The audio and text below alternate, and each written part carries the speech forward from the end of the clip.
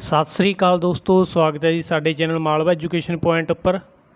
ਤੇ ਅਸੀਂ ਗੱਲ ਕਰ ਰਹੇ ਸੀਗੇ ਜੀ ਪੰਜਾਬੀ ਵਿਆਕਰਨ ਦੇ ਬਾਰੇ, ਜਿਸ ਦੇ ਅੰਤਰਗਤ ਅਸੀਂ ਪੰਜਾਬੀ ਵਿਆਕਰਨ ਦੇ 4 ਭਾਗਾਂ ਸ਼ਬਦ-ਬੋਧ, ਧੁਨੀ-ਬੋਧ, ਵਾਕ-ਬੋਧ ਤੇ ਅਰਥ-ਬੋਧ ਦੇ ਵਿੱਚੋਂ ਸ਼ਬਦ-ਬੋਧ ਬਾਰੇ ਗੱਲ ਕਰ ਰਹੇ ਸੀਗੇ।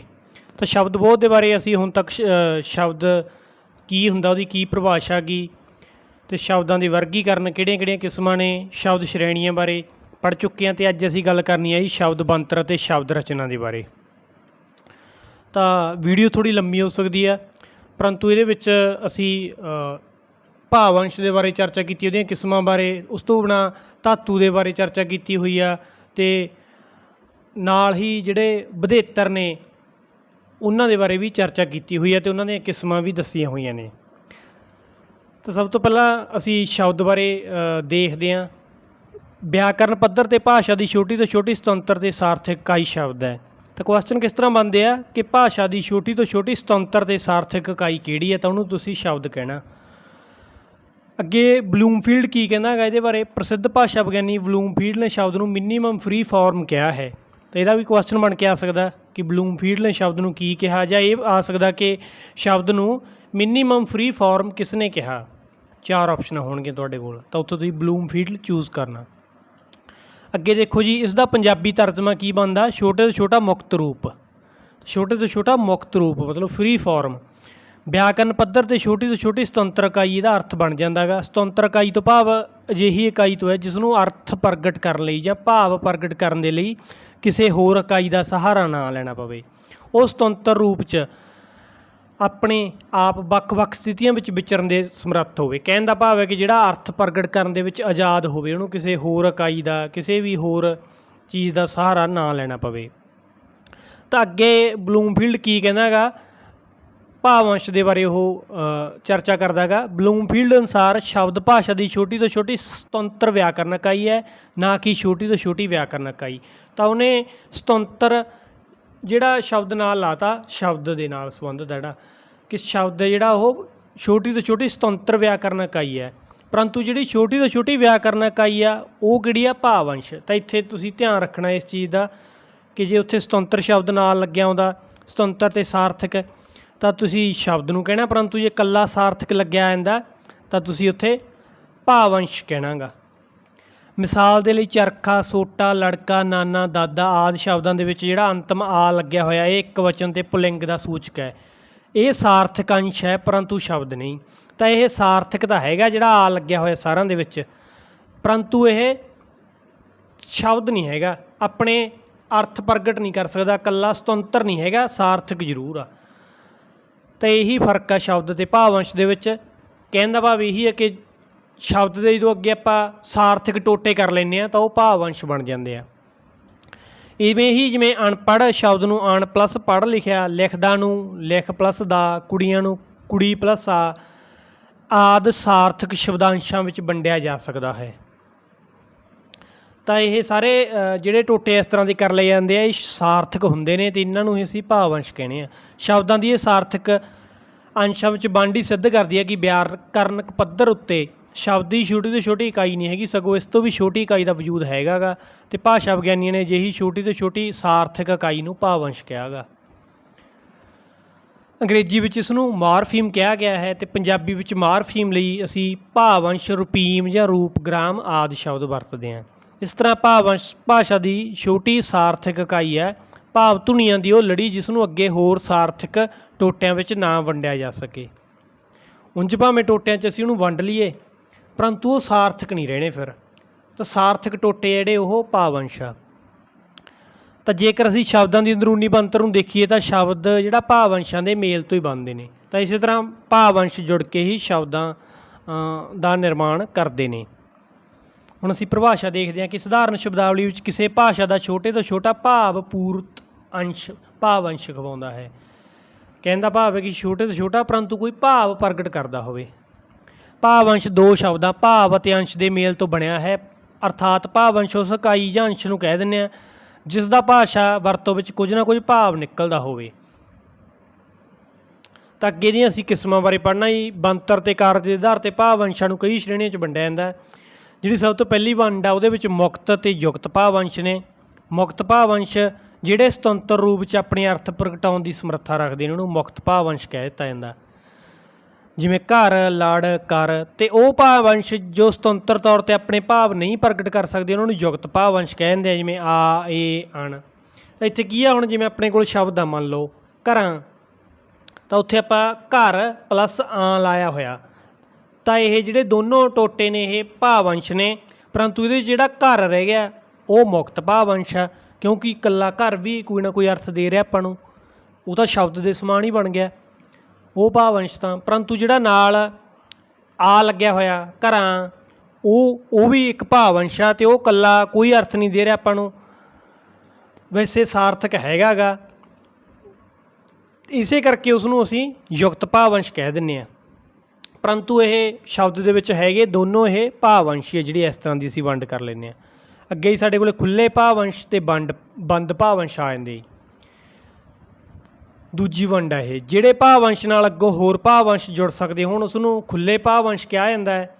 ਜਿਵੇਂ ਕੁੜੀ ਸ਼ਬਦ ਵਿੱਚ ਈ ਖੁੱਲ੍ਹਾ ਭਾਵ-ਅੰਸ਼ ਆ, ਕਿਉਂਕਿ ਇਸ ਦੇ ਨਾਲ ਜੇ ਆਪਾਂ ਆ ਜਾਂ ਏ ਲਗਾ ਦਈਏ ਤਾਂ ਕੀ ਬਣ ਜਾਂਦਾ, ਕੁੜੀਆਂ, ਕੁੜੀਏ, ਇਸ ਤਰ੍ਹਾਂ ਦੇ ਸ਼ਬਦ ਅੱਗੋਂ ਬਣ ਸਕਦੇ ਆ।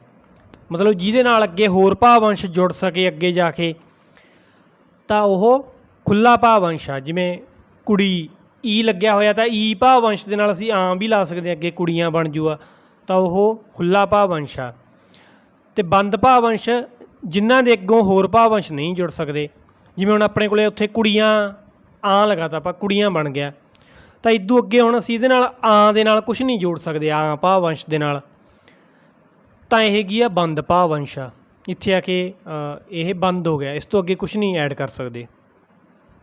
ਅੱਗੇ ਤੁਸੀਂ ਹੋਰ ਜਿਹੜੀਆਂ ਨੇ ਕੁਛ ਕਿਸਮਾਂ ਇਹਦੀਆਂ ਧਿਆਨ 'ਚ ਰੱਖ ਸਕਦੇ ਹੋ, ਜਿਵੇਂ ਸਿਫਰ ਭਾਵ-ਅੰਸ਼, ਕਿ ਕੁਛ ਸ਼ਬਦਾਂ ਦਾ ਬਹੁਵਚਨ ਅਤੇ ਇੱਕ ਵਚਨ ਜਿਹੜਾ ਰੂਪ ਇੱਕੋ ਹੀ ਹੁੰਦਾ ਗਾ, ਤਾਂ ਉੱਥੇ ਇਹ ਮੰਨ ਲਿਆ ਜਾਂਦਾ ਕਿ ਉੱਥੇ ਸਿਫਰ ਭਾਵ-ਅੰਸ਼ ਜੋੜਿਆ ਗਿਆ।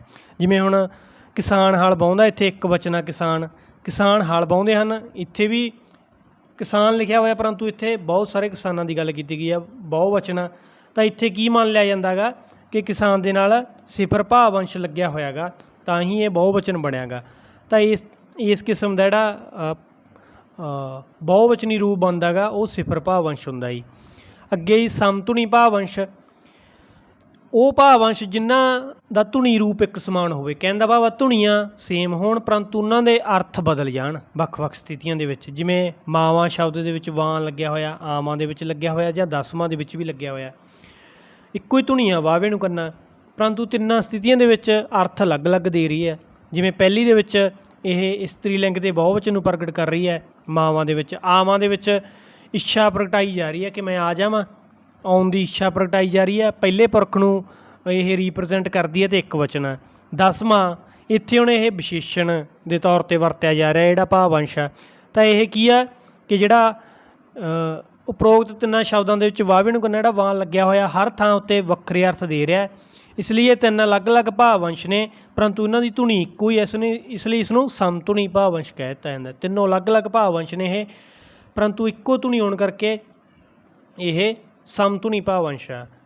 ਅੱਗੇ ਹੀ ਸਹਿ ਰੂਪ ਭਾਵ-ਅੰਸ਼, ਇਹਦੇ 'ਚ ਇਸ ਤੋਂ ਉਲਟ ਹੁੰਦਾ ਕਿ ਧੁਨੀਆਂ ਅਲੱਗ-ਅਲੱਗ ਹੋਣਗੀਆਂ ਪਰੰਤੂ ਅਰਥ ਇੱਕੋ ਹੀ ਦੇ ਰਿਹਾ, ਅਲੱਗ-ਅਲੱਗ ਧੁਨੀਆਂ ਵਾਲੇ ਪਰੰਤੂ ਇੱਕੋ ਅਰਥਾਂ ਦੇ ਧਾਰਨੀ ਭਾਵ-ਅੰਸ਼ ਸਹਿ ਰੂਪ ਅਖਵਾਉਂਦੇ ਨੇ। ਜਿਵੇਂ ਮਾਵਾਂ ਸ਼ਬਦ ਦੇ ਵਿੱਚ ਜਿਹੜਾ ਵਾਂ ਲੱਗਿਆ ਹੋਇਆ ਅੰਤ ਦੇ ਵਿੱਚ ਉਹ ਇਸਤਰੀ ਲਿੰਗ ਦੇ ਬਹੁਵਚਨ ਦਾ ਸੂਚਕ ਆ, ਇਸੇ ਤਰ੍ਹਾਂ ਚਿੜੀਆਂ ਸ਼ਬਦ ਦੇ ਵਿੱਚ ਆਂ ਲੱਗਿਆ ਹੋਇਆ ਜਿਹੜਾ ਉਹ ਵੀ ਇਸਤਰੀ ਲਿੰਗ ਦੇ ਬਹੁਵਚਨ ਦਾ ਸੂਚਕ ਆ।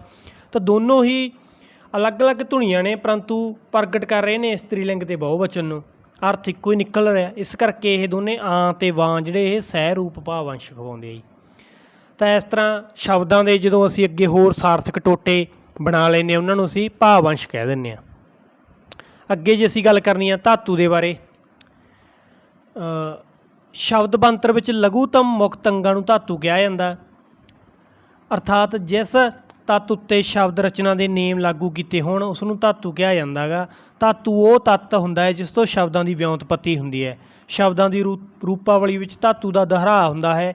ਅਸੀਂ ਇਹ ਵੀ ਕਹਿ ਸਕਦੇ ਹਾਂ ਕਿ ਧਾਤੂ ਮੂਲ ਅਰਥ ਦਾ ਧਾਰਨੀ ਹੁੰਦਾ ਹੈ ਜਿਸ ਨਾਲ ਕੋਈ ਵਧੇਤਰ ਨਹੀਂ ਜੁੜਿਆ ਹੁੰਦਾ, ਭਾਵ ਜਦੋਂ ਕਿਸੇ ਸ਼ਬਦ ਰੂਪ ਨਾਲੋਂ ਸਾਰੇ ਵਧੇਤਰ ਹਟਾ ਲਏ ਜਾਣ ਤਾਂ ਬਾਕੀ ਜਿਹੜਾ ਬਚਦਾ ਉਹ ਧਾਤੂ ਹੁੰਦਾ ਗਾ। ਜਿਵੇਂ ਲਿਖਦਾ, ਲਿਖਿਆ, ਲਿਖੇਗਾ, ਲਿਖਦਿਆਂ, ਲਿਖ ਕੇ, ਸਾਰੇ ਸ਼ਬਦਾਂ ਦੇ ਵਿੱਚ ਲਿਖ ਧਾਤੂ ਆ। ਤਾਂ ਅਸੀਂ ਕਹਿ ਸਕਦੇ ਹਾਂ ਕਿ ਜਿਹੜਾ ਕੋਈ ਸ਼ਬਦ ਆ ਉਹਦੇ ਨਾਲ ਜਦੋਂ ਅਸੀਂ ਸਾਰੇ ਅਗੇਤਰ ਪਿਛੇਤਰ ਹਟਾ ਲਈਏ ਤਾਂ ਉਸ ਤੋਂ ਬਾਅਦ ਜਿਹੜਾ ਮੂਲ ਸ਼ਬਦ ਸਾਡੇ ਕੋਲੇ ਰਹਿ ਜਾਂਦਾ ਉਹਨੂੰ ਧਾਤੂ ਕਿਹਾ ਜਾਂਦਾ ਗਾ।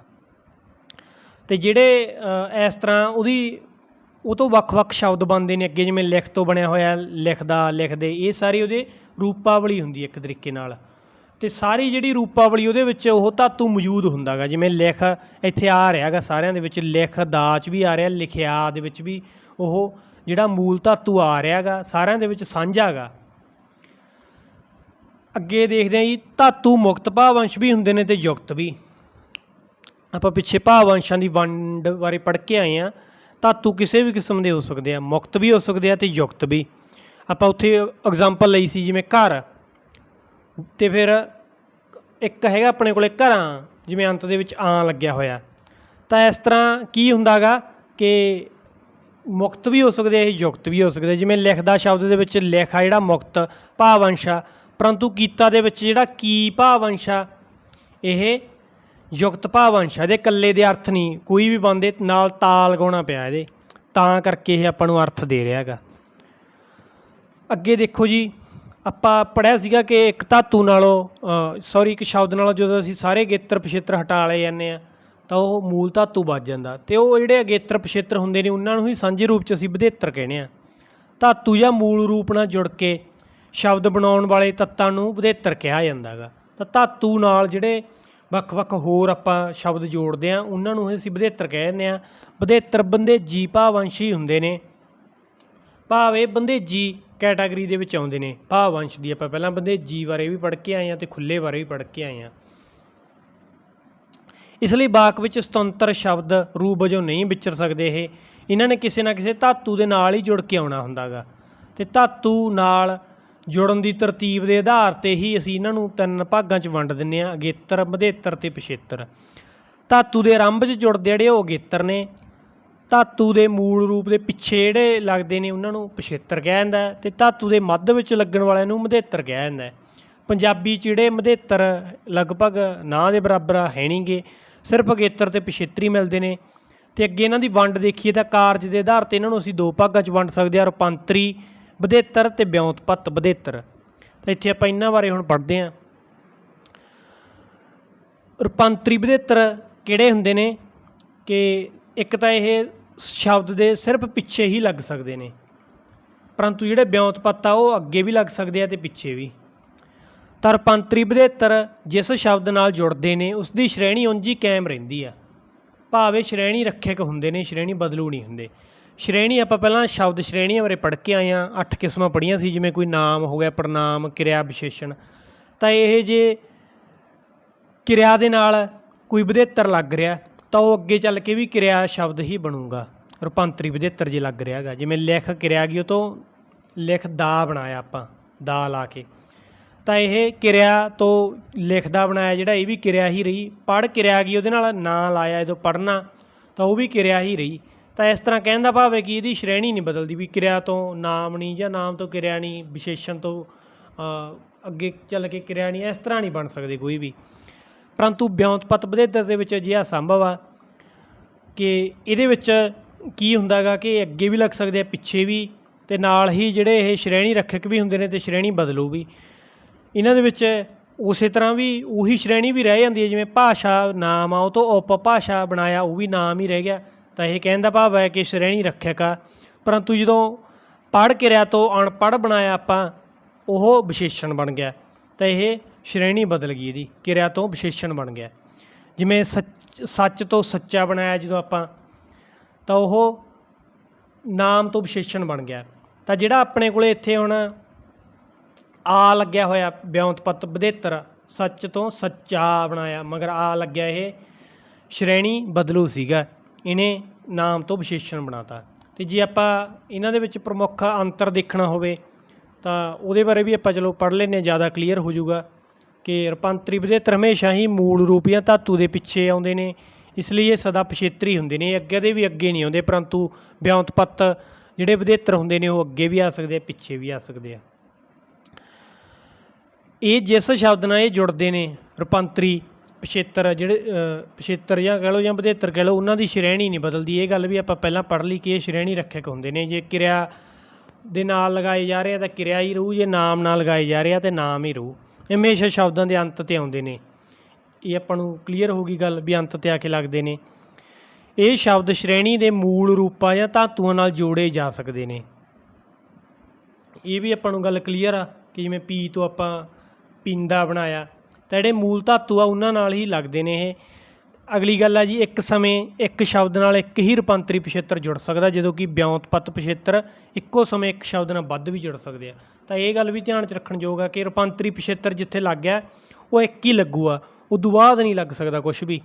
ਪਰੰਤੂ ਵਿਉਂਤਪਤ ਵਧੇਤਰ ਜਿੱਥੇ ਆਪਾਂ ਲਗਾਤਾ ਉਸ ਤੋਂ ਬਾਅਦ ਵੀ ਅੱਗੇ ਦੀ ਅੱਗੇ ਕੁਛ ਨਾ ਕੁਛ ਆਪਾਂ ਐਡ ਕਰ ਸਕਦੇ ਹਾਂ, ਲੱਗਿਆ ਅੱਗੇ ਵੀ ਲਗਾ ਸਕਦੇ ਹਾਂ ਕੁਛ। ਜਿਵੇਂ ਵੱਧ ਤੋਂ ਵਧੀ ਬਣਾਇਆ, ਪਹਿਲਾਂ ਵਿਉਂਤਪਤ ਵਧੇਤਰ ਲਗਾ ਕੇ ਫਿਰ ਵਧੀ ਤੋਂ ਵਧੀਕ ਬਣਾ ਲਿਆ, ਅੱਗੇ ਫਿਰ ਲਗਾ ਲਿਆ ਆਪਾਂ ਵਿਉਂਤਪਤ ਵਧੇਤਰ, ਫਿਰ ਵਧੀਕ ਤੋਂ ਵਧੀਕੀ, ਫਿਰ ਈ ਲਾ ਕੇ ਫਿਰ ਅੱਗੇ ਵਿਉਂਤਪਤ ਵਧੇਤਰ ਲੱਗ ਗਿਆ। ਤਾਂ ਇਸ ਤਰ੍ਹਾਂ ਜਿਹੜੇ ਰੂਪਾਂਤਰੀ ਆ ਉਹ ਤੋਂ ਬਾਅਦ ਕੁਛ ਨਹੀਂ ਲੱਗ ਸਕਦਾ ਅੱਗੇ।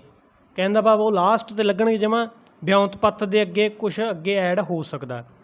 ਅਤੇ ਲਾਸਟ ਗੱਲ ਆ ਜੀ, ਰੂਪਾਂਤਰੀ ਪਿਛੇਤਰ ਆ ਜਿਹੜੇ ਉਹ ਸ਼ਬਦ ਰਚਨਾ ਵਿੱਚ ਵਿਉਂਤਪਤ ਪਿਛੇਤਰਾਂ ਤੋਂ ਬਾਅਦ ਜੁੜਦੇ ਨੇ, ਕਿਉਂਕਿ ਆਪਾਂ ਉੱਪਰ ਦੇਖੀ ਆ ਕਿ ਜਿਵੇਂ ਰੂਪਾਂਤਰੀ ਤੋਂ ਬਾਅਦ ਕੁਛ ਲੱਗ ਹੀ ਨਹੀਂ ਸਕਦਾ, ਇਸ ਲਈ ਇਹ ਅਖੀਰ 'ਤੇ ਲੱਗਦੇ ਨੇ, ਅਤੇ ਵਿਉਂਤਪਤ ਤੋਂ ਬਾਅਦ ਲੱਗ ਸਕਦਾ ਕੁਛ, ਤਾਂ ਕਰਕੇ ਇਹ ਪਹਿਲਾਂ ਲੱਗ ਜਾਂਦੇ ਨੇ। ਤਾਂ ਜਿਹੜੇ ਸ਼ਬਦ ਰਚਨਾ ਦੇ ਵਿੱਚ ਰੂਪਾਂਤਰੀ ਪਿਛੇਤਰ ਆ ਜਿਹੜੇ ਉਹ ਵਿਉਂਤਪਤ ਪਿਛੇਤਰਾਂ ਤੋਂ ਬਾਅਦ 'ਚ ਲੱਗਦੇ ਨੇ। ਵਿਉਂਤਪਤ ਪਿਛੇਤਰ ਪਹਿਲਾਂ ਲੱਗ ਜਾਂਦਾ, ਰੂਪਾਂਤਰੀ ਬਾਅਦ 'ਚ ਲੱਗਦਾ ਗਿਆ। ਵਿਉਂਤਪਤ ਪਿਛੇਤਰ ਸ਼ਬਦ ਰਚਨਾ ਵਿੱਚ ਰੂਪਾਂਤਰੀ ਪਿਛੇਤਰ ਤੋਂ ਬਾਅਦ ਨਹੀਂ ਲੱਗ ਸਕਦਾ। ਇਹ ਤਾਂ ਗੱਲ ਕਲੀਅਰ ਆ ਕਿ ਰੂਪਾਂਤਰੀ ਤੋਂ ਬਾਅਦ ਕੁਛ ਵੀ ਨਹੀਂ ਲੱਗ ਸਕਦਾ। ਤਾਂ ਵਿਉਂਤਪਤ ਪਿਛੇਤਰ ਜਾਂ ਰੂਪਾਂਤਰੀ ਆਪਾਂ ਉੱਥੇ ਕੁਛ ਨਹੀਂ ਲਾ ਸਕਦੇ, ਜਿਵੇਂ ਵੱਧ ਤੋਂ ਵਧੀਕੀਆਂ ਬਣਾਇਆ ਹੋਇਆ, ਉਦੋਂ ਬਾਅਦ ਇਹਦੇ 'ਚ ਕੁਛ ਵੀ ਨਵਾਂ ਆਪਾਂ ਐਡ ਨਹੀਂ ਕਰ ਸਕਦੇ। ਤਾਂ ਸ਼ਬਦ ਰਚਨਾ ਅਤੇ ਸ਼ਬਦ ਸੰਚਰਨਾਂ ਦੇ ਬਾਰੇ ਤੁਹਾਨੂੰ ਗੱਲ ਕਲੀਅਰ ਹੋ ਗਈ ਹੋਊਗੀ ਕਿ ਕਿਸ ਤਰ੍ਹਾਂ ਸ਼ਬਦਾਂ ਦੀ ਬਣਤਰ ਹੁੰਦੀ ਹੈ, ਸ਼ਬਦ ਕਿਸ ਤਰ੍ਹਾਂ ਬਣਦੇ ਨੇ, ਭਾਵ ਅੰਸ਼ ਤੋਂ ਮਿਲ ਕੇ ਬਣਦੇ ਨੇ। ਉਹਨਾਂ ਦੇ ਵਿੱਚ ਇੱਕ ਮੂਲ ਧਾਤੂ ਹੁੰਦਾ, ਅੱਗੇ ਆਪਾਂ ਉਹਦੇ ਨਾਲ ਜਿਹੜੇ ਵਧੇਤਰ ਲਾਉਣੇ ਆ। ਤਾਂ ਤੁਹਾਨੂੰ ਦੋਸਤੋ ਇਹ ਵੀਡੀਓ ਕਿਸ ਤਰ੍ਹਾਂ ਦੀ ਲੱਗੀ ਸਾਨੂੰ ਲਾਈਕ, ਕਮੈਂਟ ਅਤੇ ਸ਼ੇਅਰ ਕਰਕੇ ਜ਼ਰੂਰ ਦੱਸਿਓ। ਅਤੇ ਜੇ ਇਸੇ ਵੀਡੀਓ ਚੰਗੀ ਲੱਗੀ ਹੋਵੇ ਤਾਂ ਸਾਡੇ ਚੈਨਲ ਨੂੰ ਮਾਲਵਾ ਐਜੂਕੇਸ਼ਨ ਪੁਆਇੰਟ ਨੂੰ ਸਬਸਕ੍ਰਾਈਬ ਕਰ ਲਵੋ। ਥੈਂਕ ਯੂ ਜੀ, ਸ਼ੁਕਰੀਆ।